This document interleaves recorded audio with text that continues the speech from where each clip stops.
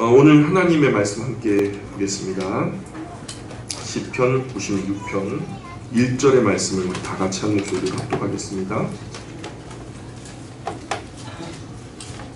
시작. 새 노래로 여호와께 노래하라. 온 땅이여 여호와께 노래할지어다. 아멘.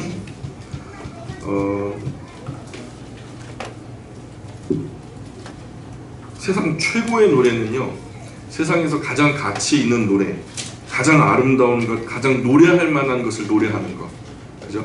가장 노래하기에 마땅한 것을 노래하는 것이 최고의 노래 아니겠습니까? 그래서 세상 최고의 노래는 하나님을 노래하는 겁니다. 우리가 이런 노래를 찬송 또는 찬양이라고 부르죠. 그 다음에 또 하나님의 형상을 닮은 인간을 노래하는 것, 인간의 사랑을 노래하고, 또 이런 우리가 아는 노래 대부분 인간을 사이에서의 어떤 감정을 노래하는 것, 뭐 헤어지기 싫다라든가, 뭐 아니면 함께하고 싶다라든가, 아니면 너무너무 사랑한다라든가, 이런 것이 노래의 가사에 담겨져서 지금 인류에게 불려지고 있는 그런 주제가 아니겠습니까? 저도 그런 노래 참 좋아합니다. 이런 노래 하나쯤은 외워 부를 수 있는 게 좀 이렇게 우리 그리스도인들도 좀 좋은 인간의 사랑, 또 좋은 고상함이 묻어나는 그런 노래들이 불려졌으면 좀 좋겠다는 생각이 듭니다. 그 다음은 자연이나 만물들, 피조세계를 노래하는 그런 노래, 인간의 사랑을 노래하는 인간의 노래는 차고도 넘치는데, 안타까운 것은 하나님을 노래하는 것은 많이 부족하다는 거예요. 하나님을 찬송하고 또 하나님께 영광 올려드리는 것이 참 많이 미진한 것이 지금 사실입니다. 예전에 우리 영광교회 김병철 권찰님이라고 계셨거든요. 지금 기억나세요? 김병철 권찰님이라고 계셨는데 지금은 주님의 품에 안겨 계셔요. 오래전에 우리 오산에 전국 노래자랑 우리 송혜 선생님이 오셔가지고 오산에서 전국 노래자랑이 있었는데 거기에 참가 신청을 했다는 거예요. 토요일 날이었는데 참가를 해가지고 노래를 이제 예선전에서 부르게 됐다는 거죠. 그래갖고 응원하러 갔죠. 갔는데 이제 어떤 노래를 했냐면은 딱 마이크를 들고서 자 준비된 곡 하세요 그랬더니 내 주를 가까이 이렇게 노래하더라고요. 참 그 첫 소절이 지나기 전에 바로 땡이었어요. 땡 하고 바로 내려가는데 좀 허무한 그 시간이었죠.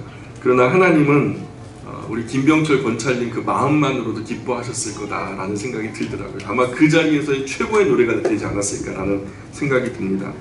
세상은 김병철 권찰님을 이상하게 여겼을 거예요. 인간의 그 사랑 노래에 익숙한 그들에게 김병철 권찰님의 내 주를 가까이 이 찬송가는 새 노래인 거죠. 그들이 알지 못했던 새 노래예요. 어떤 인간 사이에서의 사랑이나 어떤 인간의 기쁨, 인간의 슬픔을 노래하는 그런 세상 속에서 하나님을 노래한다는 것은 전혀 다른 차원에 대한 노래니까요.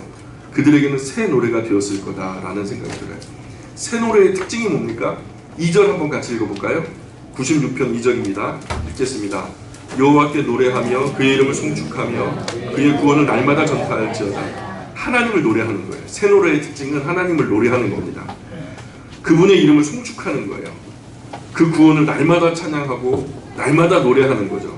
3절 그의 영광을 백성들 가운데에 그의 기이한 행적을 만민 가운데 선포할지어다.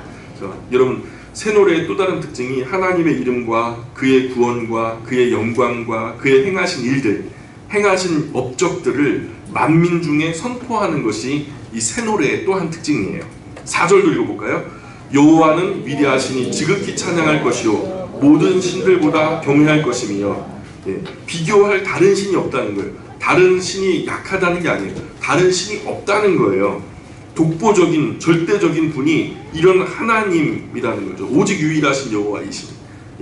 그런 하나님의 위엄을 찬양하는 거죠. 5절도 읽어볼게요. 5절 시작.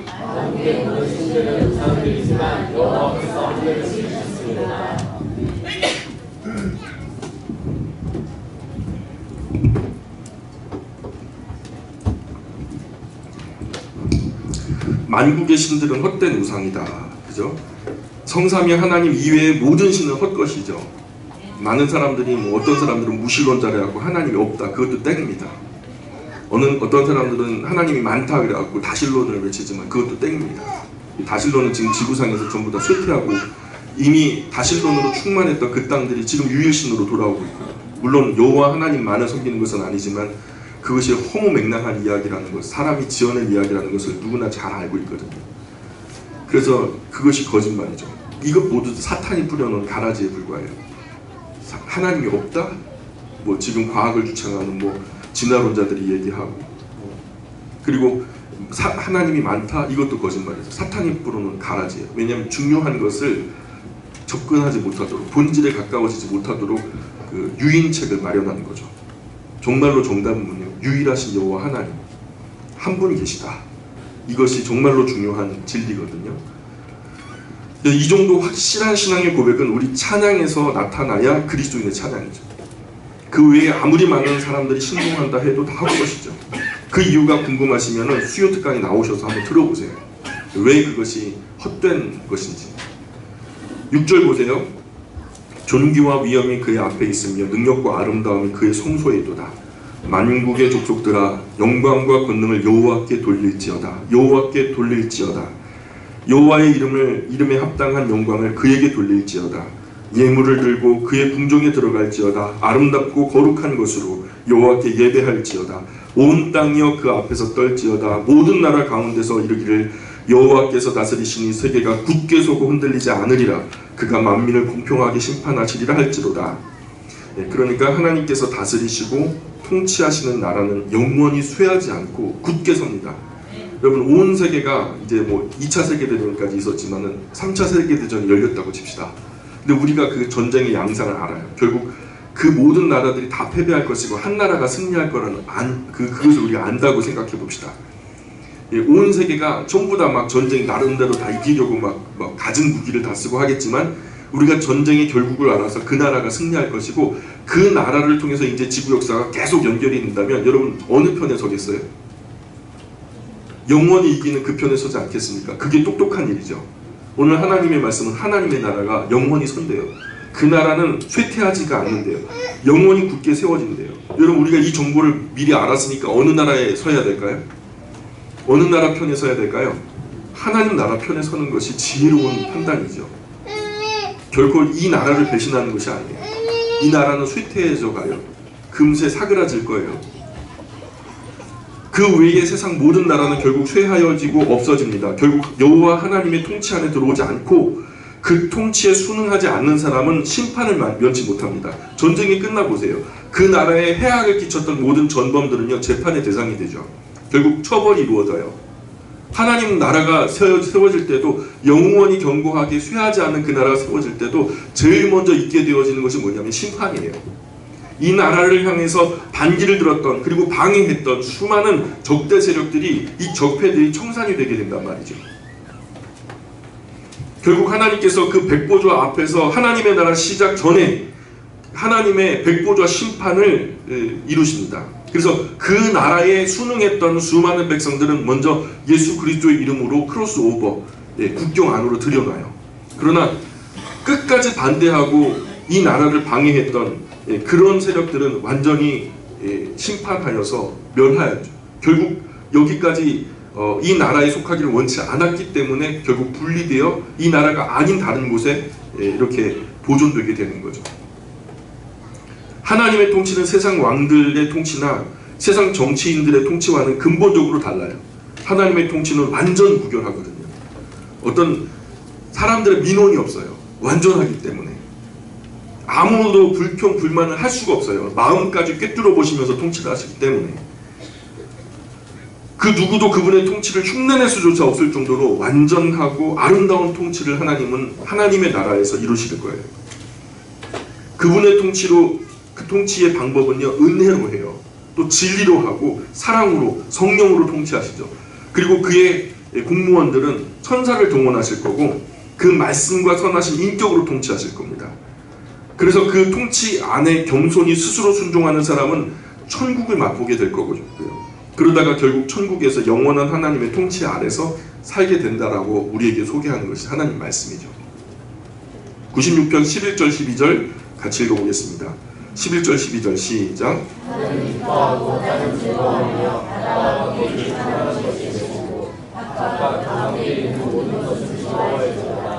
그때 숲의 모든 나무들이 여호와 앞에서 즐거이 노래하리니, 성경은 하나님께서 인간의 역사 속에 직접적으로 두 번 오실 거라고 예언했거든요. 한 번은 예수님이 우리의 죄를 담당하셔서 십자가를 지시기 위한 초림이죠. 초림. 그 초림은 이미 오셨죠. 두 번째는 인간의 모든 역사를 최종적으로 심판하시기 위해서 오시는 재림이에요. 재림. 앞으로 오실 거예요. already와 not yet, 아직 이르지 않은 그 사이에 우리가 살고 있어요. 이미 오신 주님을 믿으며 오실 예수님을 바라는 굉장히 미묘한 관계죠. 하나님은 창조하시고 통치하시고 심판하시기 위해서 오십니다. 하나님의 통치와 다스리심은 이미 시작됐어요. 예수님께서 초림하셨을 때 이미 하나님의 나라의 통치는 시작되었어요. 지금 우리가 인격적인 하나님 말씀 앞에 순종하기 원해서 하나님을 예배할 때 아버지의 말씀이 우리에게 선포되죠. 우리 심령에 선포되고 그 말씀의 통치가 우리의 삶에 실천됨으로 통치가 이루어지는 거예요. 세상의 강력으로 이거 안 지키면 너 감옥에 가둔다라는 억압과 횡포가 아니라 하나님의 말씀을 우리의 심령 가운데 자원하는 마음으로 그 법을 지킬 수 있도록 하나님께서는 인격적으로 다스리세요. 그래서 지금 인격적으로 그것에 순종하는 사람들이 이 자리에 앉아 있는 거예요. 그래서 예배하지 않는 사람은 하나님의 통치가 안 됩니다. 오직 예배하는 사람에게 그 흐르는 진리와 은혜와 사랑으로 성령 역사하시고 섬세하게 통치가 이루어집니다. 이런 통치를 예배드리지 않는 사람은 어떻게 받을 수 있겠어요? 그래서 13절에 보니까 같이 읽을게요. 13절. 그가 임하시되 땅을 심판하러 임하실 것입니다. 그가 의로 세계를 심판하시며 그의 진실하심으로 백성을 심판하시리로다. 이미 여기서 이제 최후의 심판이 있음을 확실하게 인식하고 있죠. 구약인데 구약에서도 최후 심판이 있다는 것을 잘 알고 있어요. 96편에 새 노래로 노래하고 새 노래로 노래하라고 우리에게 권면하고 있죠. 무엇을 노래합니까? 하나님의 창조하심과 하나님의 통치하심과 하나님의 심판을 찬양하고 있죠. 그 위대하신 하나님은 권세와 영광과 능력이 영원 무궁하시기 때문에 그분을 당연히 경배해야 마땅하다라고 우리에게 소개하고 있죠. 세상에 흔한 노래가 아닌 새롭고 경건한 노래로 하나님을 노래하며 또한 하나님께 예물로 또 다 아름답고 경건한 것으로 하나님을 경배하라고 권면하고 있어요. 그렇게 경배하는 사람들은 하나님께서 말씀과 은혜로 진리로 하나님의 거룩한 인격으로 섬세하게 통치하시기 시작합니다. 그래서 겸손한 말씀과 사랑으로 통치하신다는 거예요. 그래서 하나님은 우리 하나님 앞에 경배하기를 즐거워해야 합니다. 그분의 음성 듣기를 즐거워해야 돼요. 또한 그 음성 가운데 감격하고 하나님의 통치에 감사해야 돼요. 이런 예배자가 되지 않으면은 그 사람의 삶에는 하나님의 통치와 다스리심이 또한 하나님의 주권이 선포될 수가 없어요. 하나님의 주권 영역 안에 들어와야 심판의 날에 하나님의 편이 되는 거 아니겠습니까? 하나님의 주권을 거절하면 그분의 영역 밖에 있는 존재가 되어버려요. 결국 심판의 대상이 되는 거죠. 그 다스리심을 받지 않으면 나중에 최후 심판의 날에 진노의 심판의 대상이 될 수밖에 없다라는 거예요. 우리 최고의 지식은 하나님을 아는 지식이에요. 우리가 정말로 정직하면요, 학문을 하든 예술을 하든 아니면은 뭐 무슨 과학을 하든 우리가 정말로 정직하면요, 결국 인간의 한계와 맞닥뜨리게 되고요, 그 한계 속에 한계를 초월하신 하나님을 희구할 수밖에 없는 거예요. 정말로 정직하게 우리가 뭔가를 생각을 끝까지 궁극까지 이르게 되면 결국 하나님을 만나는 것이 상식이거든요. 근데 우리가 자꾸만 이걸 편법으로 해가지고 하나님이 없다라든지 많은 하나님이 계시다든지 뭐 이런 식으로 자꾸만 우리가 이 가라지를 뿌려대니까 최고의 지식이 손상을 받게 돼요. 우리 최고의 교제는 하나님의 인격과 교제하는 거예요. 그리고 우리 최고의 가치는 우리의 몸과 마음이 하나님을 예배하고 경배하는 일에 쓰임받는 거죠. 우리 최고의 노래는 하나님을 찬송하는 거예요. 하나님께 무릎 꿇고 그 음성 듣는 거예요. 이 모든 것이 다 예배예요. 우리 영혼이 맑아지면 하나님을 인식하게 되고요, 하나님의 뜻을 이해하게 되고 하나님의 뜻을 분별하게 돼요. 성령께서 우리 안에 오셔서 내적 조명하심으로 영감이 우리에게 주어진, 영적인 감각이 우리는 다 오염되고 죽어버렸어요. 완전히 식물인간처럼 감각이 없는 상태가 되어버렸어요. 그런데 성령이 우리 안에 오시면 영감이 주어져요. 영적인 감각이 다시 되살아나요. 그래서 거듭나게 돼요. 그래서 하나님의 음성 들리지 않다가 들리게 돼요. 우리의 양심이 화인 맞아서 아무리 나쁜 짓을 해도 양심이 가책이 안 되는데 하나님이 우리 가운데 오시면 성령께서 우리 가운데 감각을 주시고 영적인 감각 속에 양심이 깨어나요. 그래서 이전에 행했던 모든 일들이 후회가 돼요. 그로 인해서 영적인 통치가 이루어집니다. 절대 이렇게 살지 말아야지, 이렇게 하면은 옳은 것이 아니지 하는 그런 영적인 감각이 깨어나는 동시에 과거 내가 살았던 삶을 버려버리고 새로운 삶으로 전환하게 되어지는 거죠. 성령의 내적 조명하심으로 경건한 삶을 살아갈 힘과 능력이 생기는 거예요. 그래서 이 시편의 신앙과 고백과 권면과 교훈을 우리의 것으로 새겨들으면 신약까지 안 가도 이미 어마어마한 큰 신령한 보물들이 우리의 것이 되는 거죠. 우리 삶에 이런 아름다운 예배가 회복되고 또 아름다운 예배자로 성공하시기를 축원합니다. 97편으로 건너가 볼게요. 97편 1절 한번 읽어보겠습니다. 1절 97편 1절 시작.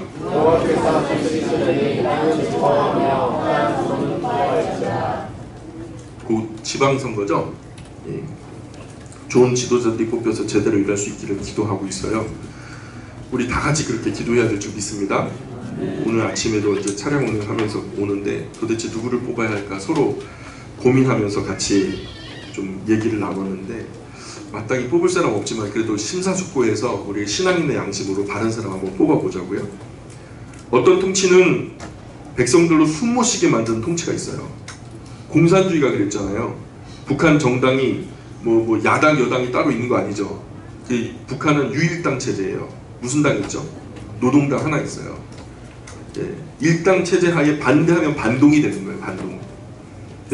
반대자를 색출하기 위해서 국민을 감시하기 위해 5호 감시제 그래갖고 5가족이 서로 감시할 수 있도록 그렇게 했죠. 더 무서운 통치는요, 스탈린 공포 통치라는 게 있어요. 막 국민을요 숨도 못 쉬게 만들었어요. 누가 말만 삐끗하게 잘못하면 그 이야기를 저 미국에 가가지고 길이 잘 닦여 있더라 이 얘기 한마디 했는데 그 얘기 들은 사람들까지 다 모아가지고 한꺼번에 죽여버리는 거죠. 나쁜 영향력이 갔다 그래갖고 그 이야기를 들은 사람들까지 다 죽여버리니까 한 주일에요 4만 명씩 죽어나갔어요. 근데 그 스탈린 통치가 굉장히 아름다운 이념인 것처럼 찬양하고 있죠. 잘못된 거죠. 세상 조용한 통치예요. 누가 뭐라고 말할 수가 없어요. 무서워서 말이 안 나오는 그런 통치죠. 또 사상 통치라는 게 있죠. 우리가 일전에 우리 역사 속에서도 큰 어려움이 있었던 이데올로기 통치. 그거 만들어갖고 사상으로 한번 다스려 보겠다는 거예요. 대개가 실패합니다. 이미 실패했어요. 사상 굉장한 힘이 있지만은요 결과적으로 종교를 이기지 못합니다. 이데올로기가 지구상 모든 종교는 아편이라고 하면서 모든 종교를 없애버리려고 했죠. 그들 다시 말해서 사회주의 사상, 공산주의 사상 전부 다 그들은 무너졌어요. 지금 누구도 공산주의나 사회주의를 표방하는 나라는 없어요. 다 변질되어진 사회주의, 나름대로 편법으로 다 자본주의의 성향을 가지고 있잖아요. 그건 다 무너졌어요. 그런데 그들 세상에 있었던 사회주의나 공산주의가 지향했기 때문에 종교를 갖다 묻으려고 없애려고 했었는데 그 나라들에 대해서 종교가 다시 막 고개를 들기 시작해요. 예, 종교는 다시 시작되고 있어요. 공자 같은 분도 덕치주의 같은 개념을 주장했죠. 도덕과 윤리도 바르게 통치 한번 해보자 하면서 그것을 실제 통치에 적용해 보려고 7개국을 다녔어요. 중원을 중심으로 7나라를 돌아다니면서 애를 썼어요. 통치자들이 이 어떤 그 덕치주의를 갖다가 표방하면서 아름다운 통치를 이 땅 위에서 한번 실현해보자 하는 꿈이 있었거든요. 공자님한테는. 근데 누구도 그것을 받아들이는 왕은 없었죠. 그런데 중국에서 별로 호응하는 왕이나 나라는 없었는데 그것이 이상하게도 한국에 들어오니까 빛을 발하죠. 예, 그것도 잠시 나중에 이제 세조 정치로 변질이 되고 맙니다.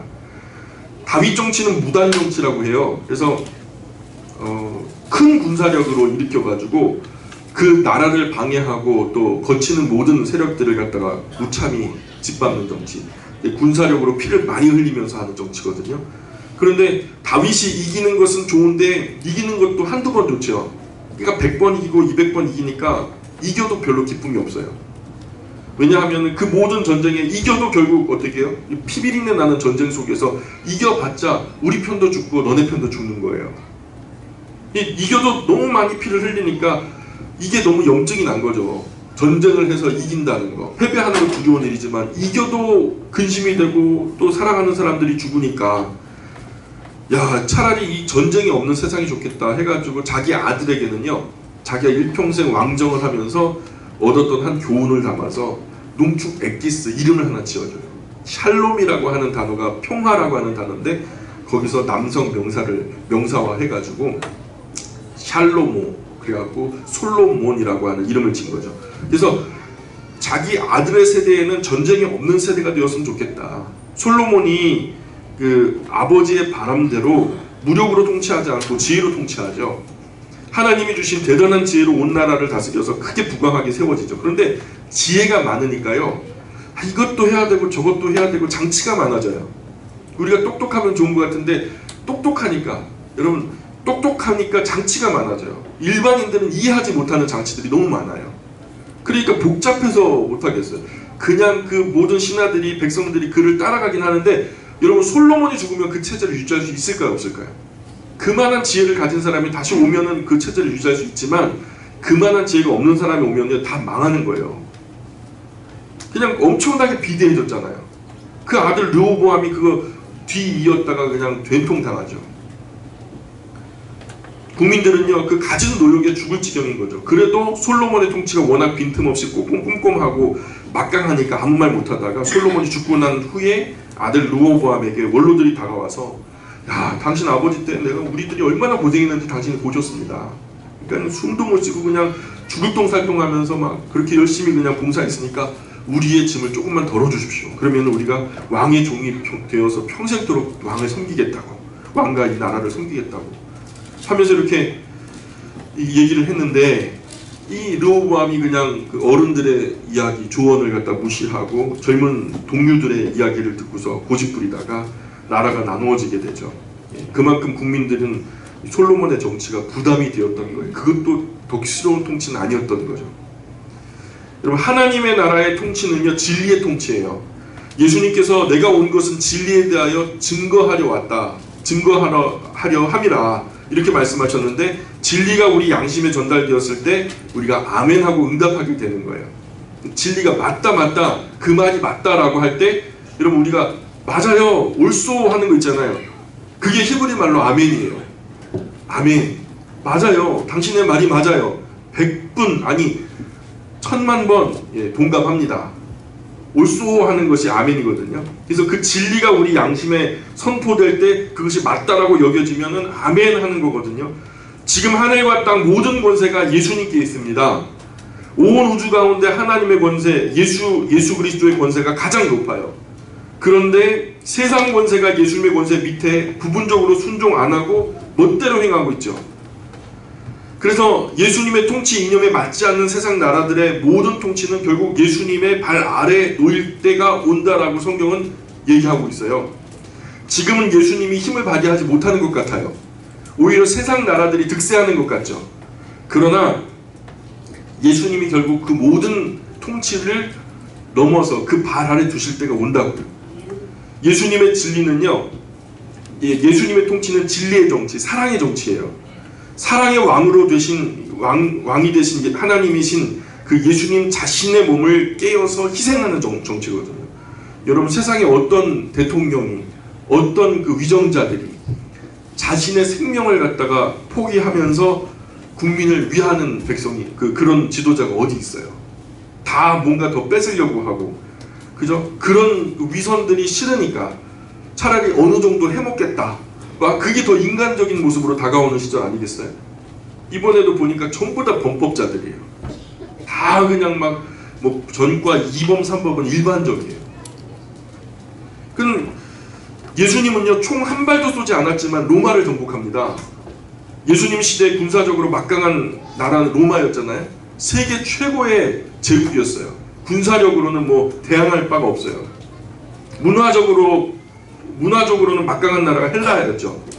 그런 로마의 군사력과 그리스 헬라의 철학과 문화가 촌동네에서 일어난 히브리 종교에 복속돼요. 헬라의 문화도 그리스의 로마의 군사력도 다 이기질 못해요. 로마의 군사력이 뒤집혔고 그리스 헬라 문화가 갈아엎어졌고 그러나 기독교는 아직까지 남아있어요. 그래서 진리의 힘이 가장 큰 거예요. 오늘 우리 신앙생활에도 참 진리가 있어야 됩니다. 그래야 세대에서 세대로 다음 세대뿐만 아니라 오고 오는 세대의 확실한 신앙의 계승이 이루어질 수 있어요. 우리 마음 깊은 곳에서, 양심의 깊은 곳에서 기쁜 마음으로 아멘 할 수 있는 신앙생활이 돼야 돼요. 조직에 시스템 갖춰놓고 짜놓고 이거 해야 돼. 오늘 교회도 마찬가지예요. 어떤 제도를 만들어 놓고 성도님들 이거 하셔야만 합니다. 이거 해야 하니까 꼭 해야 돼. 이게 헌신이고 이게 하나님을 사랑하는 겁니다. 이렇게 하니까 사람들이 그 제도에 휘둘려요. 그 조직이 있고 조직의 시스템에 사람들이 채워지는 그런 모습이에요. 처음에는요 좋아요. 그렇게 성장하는 것도 보이고 뭔가 일사불란하게 돌아가는 모습이 너무너무 좋아요. 처음에는 그런데 좋은데 나중에는 지쳐요. 힘들고요. 나중에 더 하기 싫어요. 부담이 돼요. 부담돼서 한 번, 두 번 빠지면요 왜 그러냐고 사람들이 또 뭐라 그러죠. 손가락질하고. 그리고 상처가 돼요. 그럼 그 교회 다니기 싫어요. 그래서 떨어져 나가는 것이 일반적인 루트거든요. 조직화된 교회가 갖는 맹점이 그래요. 참 진리는요 사랑으로 일하게 합니다. 예, 처음에는 좋다가 나중에 지치고 힘들고 상처가 되는 그런 게 아니라요. 여러분 진리가 사랑으로 일하지 않으면은 혹시 무언가 되었다 해도 된 것이 아니에요. 바리새인의 율법 정치가 얼마나 강력했습니까? 백성들이 안식을 철저하게 지키고 있고 11조 한 푼도 떼어먹지 않고 정확하게 지켰는데 예수님의 평가는 빵점이라는 거예요. 독사의 새끼들아 너희가 어떻게 임박한 지옥의 판결을 면하려 하느냐. 이게 심판이에요. 뭐가 빠진 건가요? 사랑이 없다라는 거예요. 예수님 말씀은 너희 속에 하나님을 사랑하는 것이 없는 줄 내가 알았노라. 이 율법을 아주 엄격하게 지켰어요. 그것을 책망하시는 게 아니에요. 율법을 지켰지만 율법과 함께 더 중요한 율법은 포장지일 뿐이고 율법의 포장지를 뜯으면 그 안에 뭐가 나타나야 되는 건 사랑이 나타나야 되는데 그들에게는 알맹이가 없는 지킴만 있었다라는 거죠. 바울도 말합니다. 할례나 무할례 아무것도 아니다. 사랑으로 역사하는 믿음뿐이로다 말하는 거예요. 우리가 일을 하되 진심 어린 진심 어린 사랑의 마음이 묻어나게 봉사해야 되거든요. 큰 거 하라는 거 아니에요. 하지 말라는 것도 아니고요. 그 진심 어린 사랑은 참된 진리가 뒷받침될 때에만 시작할 수 있어요. 어떤 분들은 아마도 제가 하는 그 목회 방법이 답답하게 느껴지는 분들도 있을 거예요. 너무 더디고 하는 것도 아니고 안 하는 것도 아니고. 예? 제가 저를 봐도 답답한데 여러분 얼마나 답답하시겠어요? 여타 교회들처럼 그렇게 강한 카리스마로 어떤 조직력 가지고 깃발 세워놓고 달려가자 그러면서 이제 하면은 일사불란하게 움직이고 서로 그 일도 금방 해결되고 그런 교회일수록 또 급박하게 교회 성도들이 많이 늘어나요. 예. 크게 성장하기도 해요. 또 목회자가 그런 교회들일수록 능력이 있다는 말도 듣고요. 그렇지만 그렇게 된 것은 되어도 된 것이 아니더라고요. 성경을 가만히 읽다 보니까 정말 그 마음속에 진리가 심겨져서 사랑으로 맺어질 때야 유효한 것으로 하나님 받아주시더라고요. 그냥 조직력을 가지고 어떻게 이루어낸 것을 갖다 하나님 의미있게 받아들이시는 게 아니에요. 그것은 하나님이 그냥 거짓말로 그것이 이루어졌다 해도 이루어진 것으로 여기지 않으시는 거예요. 예수님도 그러셨잖아요. 여러분 그게 단 한 톨이라도 의미 있는 것으로 하나님께서 옳다 인정함을 받아야 될 거 아니겠습니까? 우리가 냉수 한 잔 요 위에다 딱 올려놓은 이 일이라도 우리의 사랑이 담겨져서 하나님의 나라의 계산이 될 만한 그런 유효한 일들이 돼야 될 거 아니겠습니까? 그래서 저는 우리 영광교회에 오시는 분들한테 제일 먼저 차대접을 하면서 말씀드리는 것이 뭐냐면 온몸에 힘을 빼세요. 다른 교회에서 무슨 일을 하셨든 어떤 일을 맡아서 하셨든 어떤 은사가 있으시든 그런 거 전부 다 내려놓으시고요. 한 3개월, 6개월은 푹 쉬세요. 하나님 말씀 들으면서 그냥 많이 위로받으시고 또 말씀이 나를 감동시키도록 나를 내어놓으세요. 그렇잖아요. 여러분 우리가 온몸에 힘을 빼고 있어야 제가 새 옷 입었잖아요. 온몸에 힘을 빼고 있어야 돼요. 그래야 내 몸에 맞는 옷을 입거든요. 근데 옷 맞추는 이 분들이 제 허리를 재는데 내 허리가 두꺼운 거 창피하다고 숨을 들이마시고 있어봐요. 그리고 어떻게 재긴 쟀어요. 그럼 나중에 이 옷을 갖다가 어쨌든 다 한 다음에 가공한 다음에 제가 맞춰 입을 때 제 몸에 맞겠어요? 제가 잔뜩이나 긴장한 상태로 숨 들이마신 이 상태로 쟀는데, 여러분 우리 몸에 맞는 옷을 입어야 돼요. 몸에 잔뜩 긴장한 상태로 맞는 옷을 긴장한 상태로 옷을 입으면은요, 그런 상태로 옷을 맞추어 입으면은 결국 그것은 내 옷이 아니에요. 맞지 않는 옷이에요. 오래 일할수록 피곤하고요, 결국 원망이 생기고 또 실패하게 되고 쉽게 지쳐요. 무엇을 해도 결국 쉽게 지치고 힘들어져요. 여러분, 우리가 우리 몸에 맞는 옷을 입어야 오래 일하고, 또 멀리 가려면 내 몸에 딱 맞는 옷을 입어야 하거든요. 그게 진리와 사랑의 힘이에요. 그래야 목회자가 없어도, 전쟁이 나가지고 교회가 무너져도요, 여러분 광야 한가운데서도 여러분 스스로가 성경책 펴들고 예배할 거 아니겠습니까?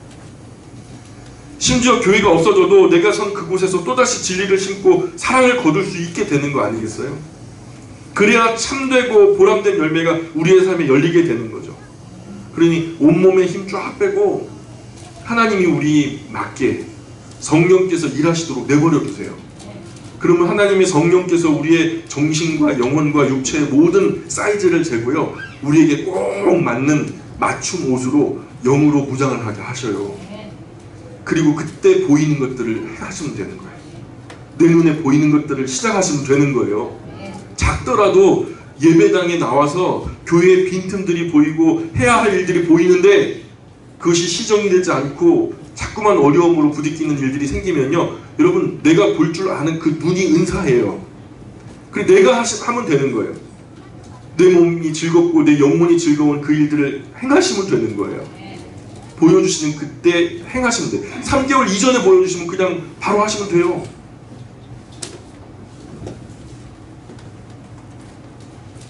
여러분, 조직이 되면, 교회가 조직이 되면 안 되는 이유가 여기 있어요. 조직이 되면 일이 생겨요. 목회자가 목회 방침이라 하고 뭔가 깃발을 하나 꽂게 되고요, 그럼 그 일에 봉사할 사람이 필요하거든요. 그 필요에 의해서 사람이 거기에 채워지고요. 그래서 은사도 아닌데 기쁨도 없는데 그 일을 하게 돼요. 그냥 처음에는 좋은 마음으로 하나님 섬기는 마음으로 하죠. 단기적으로는 어떻게든 해보지만 그것이요, 한 주간이 되고 한 달이 되고 1년이 되고 10년이 되고 나의 평생이 된다면요, 어떻게 되겠어요? 장기적으로 봉사가 이루어지면 좋을 때야 원망 없이 잘하지만 몸이 괴롭고 힘들고 바쁘고 그러면 원망이 생겨요. 부담이 돼요. 그래서 시험이 되고 낙심이 되고. 그래서 우리 교회에 오시는 분들 항상 말씀드리는 게 그런 거예요. 힘 빼시라고. 부담 내려놓으시고 좀 쉬시라고. 그 다음에 푹 쉬시는 중에 하나님 보여주시면 그 일부터 하시면 된다고. 그렇다고 그냥 주님 오실 때까지 푹 쉬지 마시고. 여러분, 봉사하고 싶어 견딜 수 없는 마음 생긴다면 그때 내 은사에 따라 가슴 뛰는 일을 시작하시면 되는 거예요. 그때 내 눈에 보여주시는 그 일을 감당하시면 되는 거예요. 기쁜 진심에서 비롯된 행동은 힘이 있어요. 내 마음이 없는 일은요, 사람이 영인지라 알아요. 아이고 저 영혼도 없는 말 한다 그러잖아요, 요즘 말로. 근데 어떤 경우에는요, 한마디를 하는데요, 영혼이 담겨져 있어요. 그것이 마치 천둥의 소리보다 크고요, 태산의 무게보다 더 무거워요. 그 내 마음의 비수처럼 팍 꽂히는데 영혼의 마음이 담겨, 전 존재적으로 나에게 집중해진, 그래서 나를 깊이 있게 사랑하고 생각해주고 기도해줌으로써 농축되어진 엑기스처럼 한마디가 탁 튀어나오는데 그게 내 심장에 꽂히는 거예요. 내 삶을 달리하고 나를 위로하고 상처받은 나를 살리는, 우리의 말과 행동은 이런 힘이 있어야 돼요. 그 어떤 봉사나 모든 충성, 무슨 찬양이나 헌금이나 우리 모든 행동의 이유가 전부 진리에 뿌리를 두고서 제대로 심겨져서 나타나는 봉사와 헌신이 되어야 돼요. 그럴 때 그곳에서는 분명히 사랑의 열매가 맺혀지게 되어 있어요.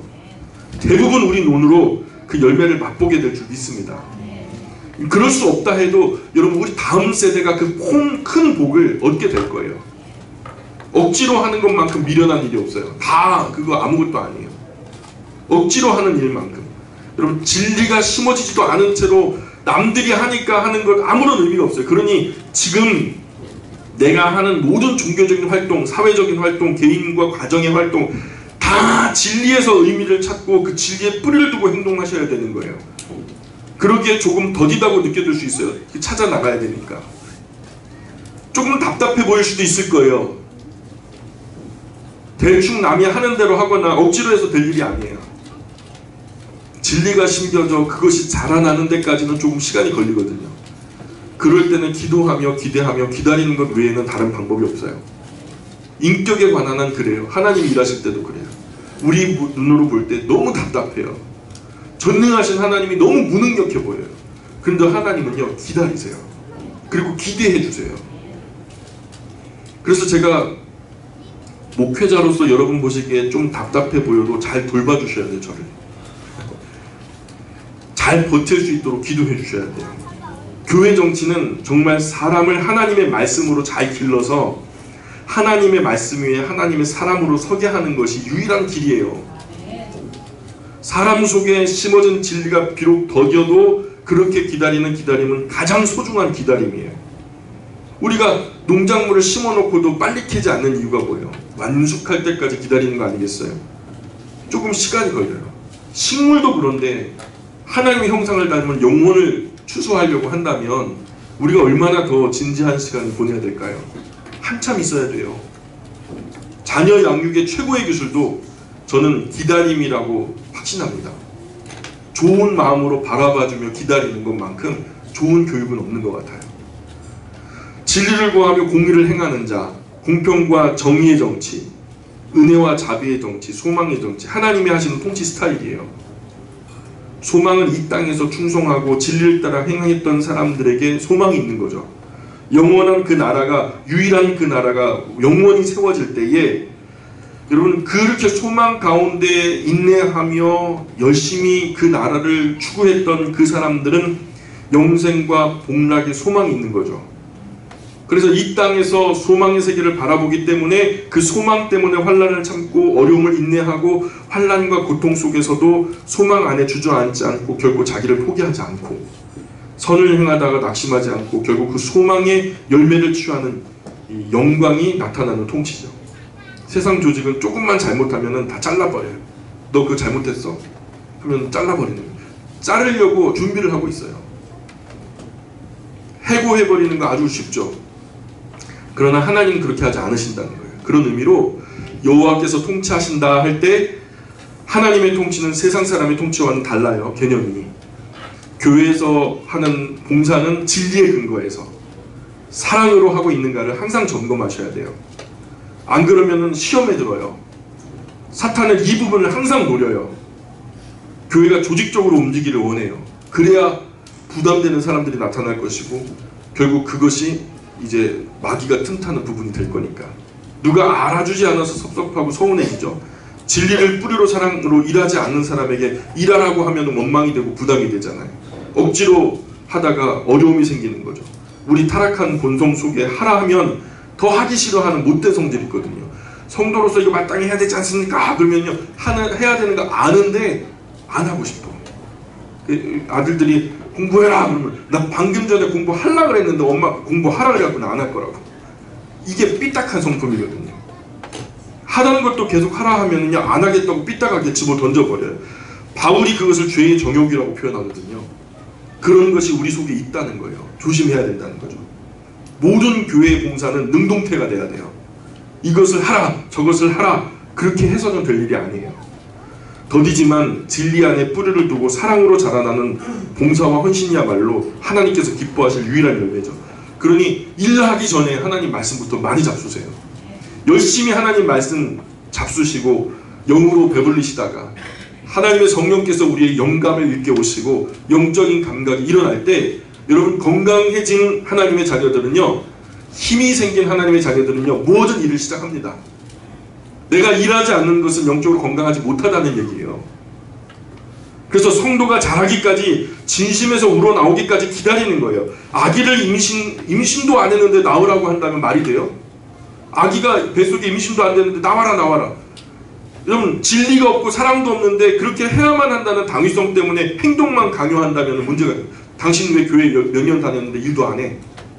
이렇게 하는 것은요, 그건 잘못된 일이야. 세상은 그렇게 하는데 교회마저 그러면 안 된다는 거예요. 그래서 절대로 억지로 해서는 될 일이 아니에요.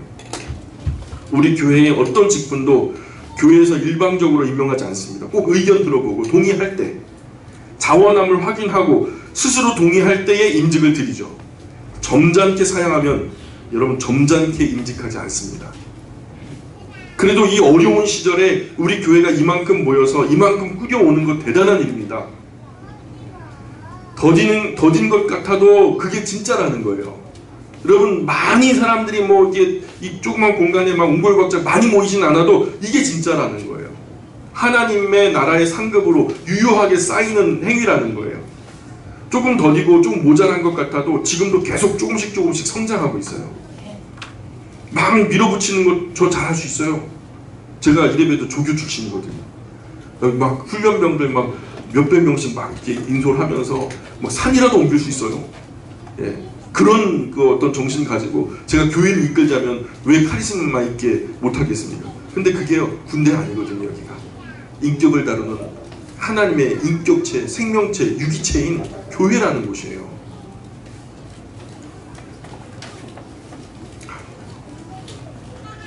그렇게 해서 될 일이 아니죠. 하나님의 말씀을 영혼에 제대로 심어서 그 영혼 속에서 하나님을 사랑하는 마음이 자라나와서 꽃이 피고 열매가 나타날 때까지 기다려야 돼요. 중요한 건 그거예요. 진리가 우리 안에 심겨져야 된다는 거예요. 그럼 그 진리는 우리를 설득하고요. 설득되어진 우리가 일을 하기 시작할 때 그게 사랑의 열매가 되는 거예요.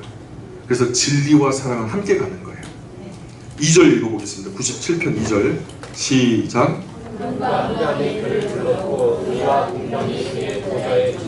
예, 하나님의 나라는요, 의와 공평이 그 보좌의 기초가 되는 거예요. 하나님이 앉아 계신 그 보좌 밑에 의와 공평이 그 보좌를 받들고 있어요. 3절 보세요. 불이 그의 앞에서 나와 사방의 대적들을 불사르시는도다. 그의 번개가 세계를 비추니 땅이 보고 떨었도다. 산들이여 산들이 여호와 앞 곧 온 땅의 주 앞에서 밀랍같이 녹았도다. 하늘이 그의 의를 선포하니 모든 백성 그의 영광을 보았도다. 조각한 신상을 섬기며 허무한 것으로 자랑하는 자는 다 수치를 당할 것이라. 너희 신들아 여호와께 경배할지어다. 예, 7절에 너희 신들아 여호와께 경배할지어다. 이 부분 밑줄 한번 그어보실래요?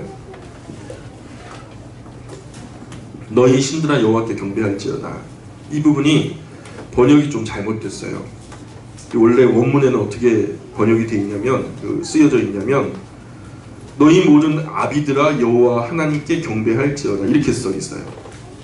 원문에는 그렇게 써 있어요. 너희 모든 신들아가 아니고 너희 모든 아비들아 여호와 하나님께 경배할지어다 이렇게 되어 있어요. 신들아, 엘로힘이라는 말은 히브리어 본문에는 없어요. 8절 보세요. 여호와여 시온이 주의 심판을 듣고 기뻐하며 유다의 딸들이 즐거워하였나이다. 여호와여 주는 온 땅 위에 지존하시고 모든 신들보다 위에 계시니이다. 여호와를 사랑하는 너희여 악을 미워하라. 그가 그의 성도의 영혼을 보존하사 악인의 손에서 건지시느니라.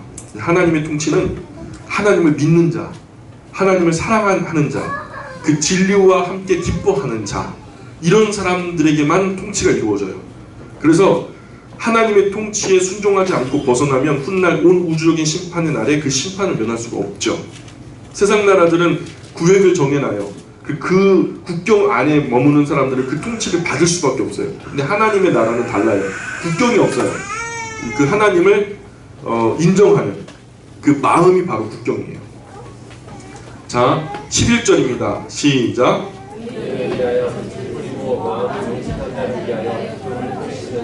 예, 하나님께서 분명히 빛을 뿌리고 기쁨을 뿌리시는데 의인의 가슴과 정직한 사람의 가슴에서만 그것이 기쁨이 되고 빛이 된대요. 예, 이게 하나님의 통치예요. 그러면 우리가 우리나라에 혜택을 주는데 우리나라 사람들에게 혜택을 줘야죠. 우리나라 사람들의 세금으로 걷어진 것으로 복지와 어떤 정책을 펼치니까. 근데 우리나라에서 세금을 걷어가고 우리나라 백성들에게 유익을 줘야 되는데 이 나라에서 걷어가지고 다른 나라 다 줘버리면은 여러분 그것은 통치가 잘못된 거죠. 마찬가지로 하나님께서는요 똑같이 의인을 위해서 빛을 뿌리고 정직한 사람들을 위해서 기쁨을 뿌리신대요. 바로 이 의인이 바로 누구냐? 마음이 정직한 자가 누구냐? 하나님의 통치하심을 받는 하나님 백성 말하는 거예요. 12절입니다. 시작.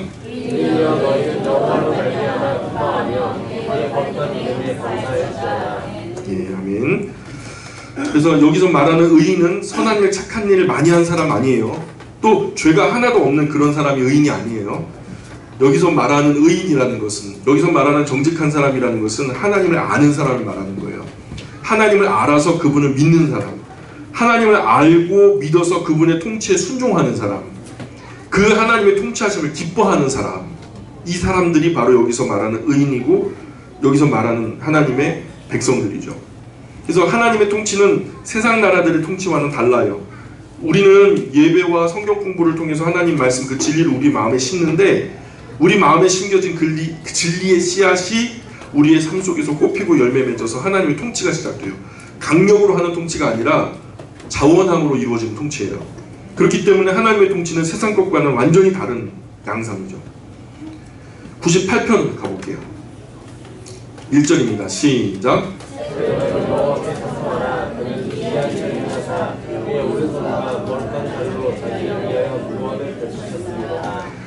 아멘. 하나님은 우리 영혼을 구원하실 뿐만 아니라 우리 인생의 어려운 날에도 우리를 도우십니다. 예, 구원하십니다. 정치인들처럼 사방에 떠들면서 자기가 하지도 않은 일들에 자기 이름표 달고 하지도 않은 일을 할 것처럼 막 공격하고 그런 것이 아니라 하나님은요, 태나지 않게 조용히 도우시죠. 그래서 하나님의 도움과 구원이 아무도 모르게 나만, 솔직히 누가 나를 도와줬다면 사방에서 좀 창피하죠. 그잖아요. 내가 무능한 것 같고 내가 그런 도움을 받아야만 하니까 받아야 되는데, 근데 그렇게 도와주고 내가 도움을 받는 것이 사실 자존심 상할 때도 있잖아요. 그래서 사실 받는 것보다 주는 것에 기술이 필요한 것 같아요. 하나님의 도우심도 우리를 도우실 때, 그런데 태가 나지 않게 하나님 이름표 달고서 그렇게 도우시는 것이 아니라 하나님은 은밀하게 도우시죠. 심지어요, 나도 모르는 사이에 나를 도우시고, 그런 일들이 굉장히 많아요. 오랜 시간 지나고 보니까 그때 하나님께서 나를 도우신 일들을 발견하게 될 때도 많죠. 그런데 어떤 구원과 도움은요, 열방에 교육하기 위해서, 교육의 목적으로 알리실 때가 있어요. 내가 이들 이렇게 도왔다라고 공포를 하시는 거죠. 왜냐하면은 교육적인 효과를 위해서, 이런 혜택을 이스라엘만 누리는 것이 아니라 열방이 다 누릴 것이다 라고 하실 때, 교육적인 효과를 위해서 이 세상 땅끝의 열방도 여호와 하나님의 도우심과 구원 혜택을 누리기 원하셔서 본보기로, 모델로 그 구원과 도움을 나타내 보여주실 때가 있어요. 그게 이스라엘의 구원이거든요. 2절 보세요. 2절, 3절, 4절 같이 읽어보겠습니다. 시작. 여호와께서 그의 구원을 알게 하시며 그의 온 나라의 목전에서 명백히 나타내셨도다. 그가 이스라엘 집에 베푸신 인자와 성실을 기억하셨으므로 땅끝까지 이르는 모든 것이 우리 하나님의 구원을 보았도다. 온 땅이여 여호와께 즐거이 소리칠지어다. 소리내어 즐겁게 노래하며 찬송할지어다. 예. 이런 하나님의 구원과 도움을 함께 누리자고 열방을 초대하고 있는 거예요. 이스라엘만 이런 혜택을 받을 것이 아니라 열방 땅끝의 모든 나라들이 이런 혜택을 받았으면 좋겠다, 이렇게 초대하는 거죠. 지난번에도 말씀드렸듯이 인간이 가질 수 있는 최고의 지식은 무엇을 아는 거라고요? 하나님을 아는 거예요. 인간이 행할 수 있는 최고의 행동은 하나님을 예배하는 거예요. 인간이 부를 수 있는 최고의 음악은 하나님을 찬송하는 거죠. 예, 그래서 하나님께 합당한 영광을 하나님께 바르게 돌리는 찬양이 최고의 음악이죠. 노래를 잘했다, 음정이 잘 맞았다, 높이 올라간다, 그것도 좋지만 안 맞아도 괜찮아요. 그렇게 중요한 게 아니에요. 제가 아는 하나님은 진심으로 드리는 찬양, 중심으로 드리는 찬양이면 만족하실 하나님이세요. 제 외할머니도 생존해 계실 때 찬송을 부르시는데요, 10번을 똑같은 곡을 부르면요 10번 곡조가 다 달라요. 가사는 똑같은데 곡조는 10번이 다 달라요. 분명히 같은 곡을 부르시는데 달라요. 그런 찬송도 하나님은 다 받으실 거예요. 최고의 찬양은 그 영혼의 마음에 진리가 심겨져서 그 진리로 인하여서 아멘하고 사랑으로 열매가 되니까 저 깊은 속에서 우러나오는 찬양이에요. 야, 그 진리가 사실이네. 질의를 통해서 내 삶의 열매를 보니까 내가 너무 행복하거든요. 그러니까 그 행복의 열매를 이렇게 먹으면, 사랑과 행복의 열매를 먹으면서 하나님, 과연 하나님은 옳으십니다, 당신 통치는 정말 아름다우십니다 라고 우리 안에서 우러나오는 노래, 이런 음악이 하나님께 이르는 최고의 찬송이죠. 5절 보실까요? 수금으로 여호와를 노래하라. 수금과 음성으로 노래할지어다. 나팔과 호각 소리로 왕이신 여호와 앞에 즐겁게 소리칠지어다. 바다와 거기 충만한 것과 세계와 그 중에 거주하는 자는 다 외칠지어다. 여호와 앞에서 큰 물은 박수할지어다. 산악이 함께 즐겁게 노래할지어다. 그가 땅을 심판하러 임하실 것이미로다. 그가 의로 세계를 판단하시며 공평으로 그의 백성을 심판하시리로다. 예, 성경에 나타난 지혜자, 선견자, 선지자, 예언자, 모든 경건한 분들, 예, 그분들의 결론은 반드시 하나님께서 이 땅을 심판하신다는 거예요. 창세기로부터 계시록까지 하나로 말하는 것은 반드시 하나님께서 이 세상을, 이 땅을 심판하신다는 거예요. 산자와 죽은 자를 모두 심판하신다는 거예요. 최후의 심판 분명히 있습니다. 아멘 합시다. 최후의 심판 분명히 있어요. 멸망과 죽음에 이르는 심판도 있지만 그 심판의 자리에서 죄를 면하는 속죄의 심판도 있어요. 요한복음 5장 24절에 보니까 내가 진실로 너희에게 이르노니 내 말을 듣고 또 나 보내신 이를 믿는 자는 영생을 얻었고 심판에 이르지 아니하나니 사망에서 생명으로 옮겨느니라. 이게 심판이 없다는 게 아니라 심판의 자리에서 속죄된다라는 얘기예요. 이 심판은 공포가 아니라 창세 이후로 우리에게 지워진 모든 죄의 짐을 벗어버리는 심판이 될 거예요. 영생 복락으로 들어가는 영광의 관문이 될 거예요. 때문에 멸망에 이르는 죽음의 심판과는 거리가 멀어요. 하나님의 통치 아래 있기를 원해요. 99편 보시죠. 예. 5분 안에 끝나니까요. 1절입니다.